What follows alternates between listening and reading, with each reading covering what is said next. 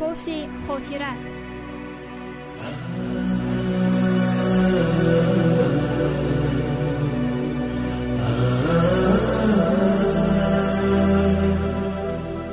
زردالوی زردی خوررنگم همه ما خورد و کلان نصیب مرگم همه ما خورد و کلان خدمت پیران نکنیم در کوچه دردمنده خوابیم همه ما صد برگ سفید بین چه حال دارد تقدیر خدا را بین چه کارا دارد گفتم بروم پیش فلک ناله کنم از گریه من فلک چه پروا دارد نفر در دنیا فرزند گم کرده است نفر خود فرزند است و مادر گم کرده است علم می کند وقتا نزدیکترین انسانت را از دست می دهی تا عادت کردن تا به آن دمه که به او بودن را هم تحمل می کنی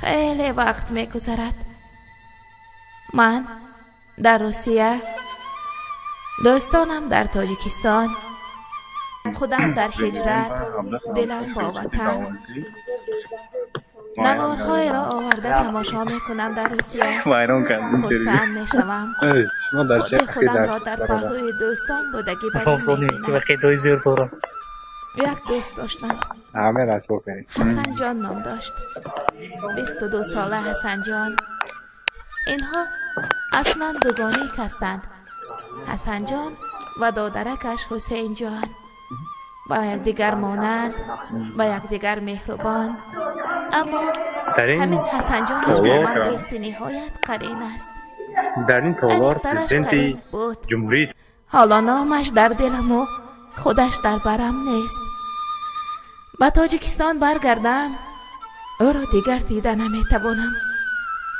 در مهاجرت میگردم خبری خوش شنوم خرسند میشوم خبری بد شنوم غمگین اما هیچ چشمدار هم نبودم که خبری مرگ دوستی عزیزم حسن جان یک روز به گوشم میرسد هیچ انتظار نبودم تیر بر این به گوشم در آمد و تیغ بر این جگرم را ریش ریش کرد گایا این تیغ این خبر از گوشم نه و از مغز دلم شکافته گذشته باشد حسن جان از دنیا گذشته است نخواد که همان حسنی عظیم جثه پر قوت حسن جان سالم و بردم نورانی حسن جان خود چکچک این نه شاید خطا باشد گفته خودم را خودم فریب دادم خودم را خودم اندرمان دیگر خیال ها کردم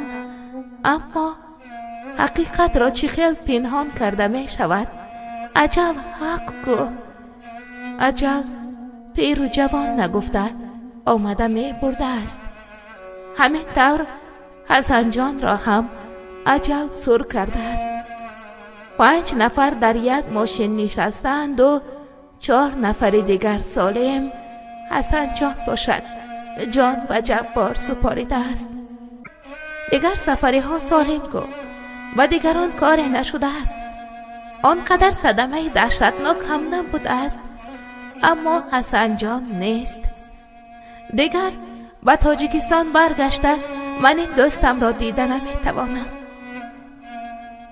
تا توانی دوستان را گم مکن دوستانی مهربان را گم مکن در جهان به دوست بودن مشکل است مشکل آسان کن کسان را گم مکن دوست آید گرم در آغوش گیر رسم خوب تاجیکان را گم مکن گم کردم من دوست مهربانم را خوش سخن و قدردانم را گم کردم اکنون دویده به آغوش کشیده نمیتوانم وقتا که به وطن بر میگردم معنی دوستیم ماند و دوستیم تنها در دلم در نظرم دیگر نیست وی فیلولوگ بود دانا بود اینقدر شعر بسیار میدانست و گپ پیوستنش را گپ دانیش را صحبتش را نمیگوید در پهلویش نشینید لذت می‌بردید. خداوند گلچین از یک بزرگوار پرسیدند که دوست بهتر است یا برادر بهتر؟ و بزرگوار گفته است که البته برادر بهتر، اگر دوست باشد بهتر. اگر دوست نباشد برادر لازم هم نیست. این دوستی هیهات که عمر کوتاه داشته است. به سر مزارش میروم، قبرش را زیارت میکنم، دیگر خودش را دیده نمیتوانم. نوار توی دامادیش را، فرزندکش را دیده باورم نمی آید. خودی در پهلویم بودگی بر این می نماید. اما دیگر حسن جان در قید حیات نیست.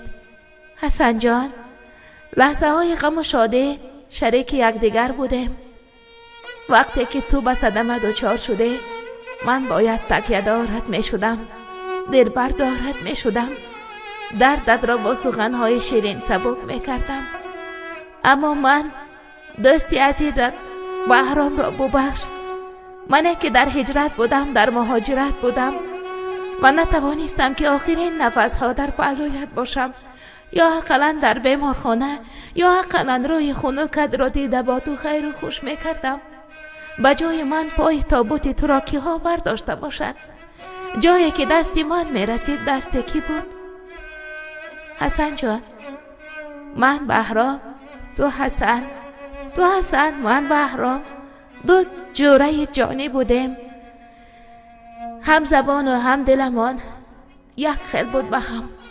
اکنون تو را فقط یاد شیرین است در خاطره من دعا میکنم که آخرت تو آباد باشد و قبرت روشن باشد و دوام عمرت را در بهشت خداوند بینی. ای دوست، تو رفتی تا دیدن خدا نگهبان تو باد. از دوری تو نمانده است صبرم، ببین حالم پریشان. همیشه با تو بودن آرزوی دلم، نمی سازم تو را هرگز فراموش. ای دوست، دوستی عزیز، سری خاکت می روم البته و برایت از سوره های قرآن تلاوت می کنم. حالا هم در اینجا در یاد آخرت نیک تو دعا می کنم. با اندوه گران دوستی عزیزت بهرام کتوزف از روسیه، یادت بخیر باشد.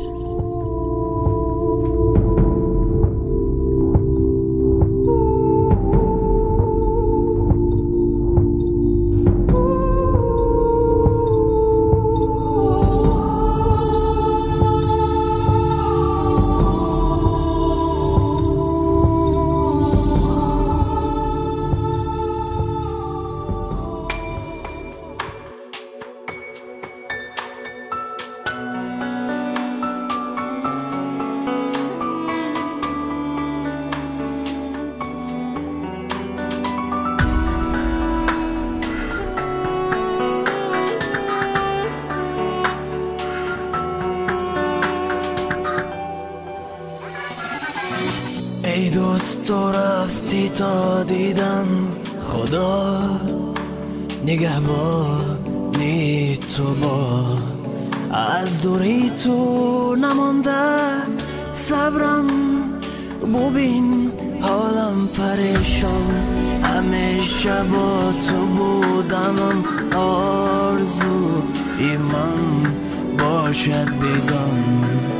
بهر تو سازم من سر، دل و جان را فدا. ای دوست، من سازم تو را اصلا فراموش. ای دوست، من سازم تو را اصلا من فراموش. ای دوست، من سازم تو را اصلا فراموش. ای دوست، من سازم تو را اصلا فراموش. سخنهای مرا امروز بشنوید ای عزیز دوستان. اگر به